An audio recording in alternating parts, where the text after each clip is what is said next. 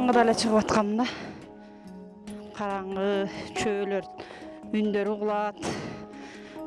Құдай деп эле кете берем.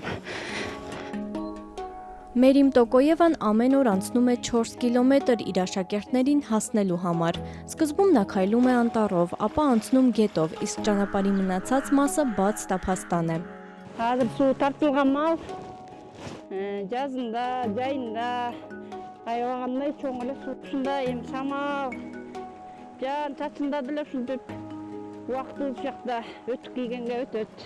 Երբ գետը չափազանց վտանգավոր է, մոտակա կամուրջին հասնելու համար Տոկոևան լրացուցիչ մի քանի կիլոմետրել է քայլում։ Նա 47 տարեկան է, 10 տարի առաջ կաթված է ստացել, բայց կարճ ժամանակ անց վերադարձել է աշխատանքի։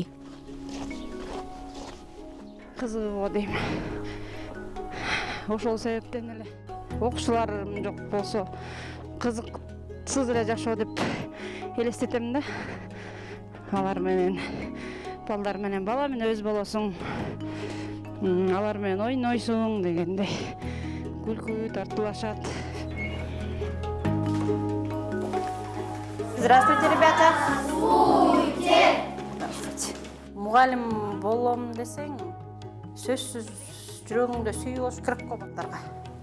Аның болбосо анда иштепкендин кажети деле жокпу дейм да.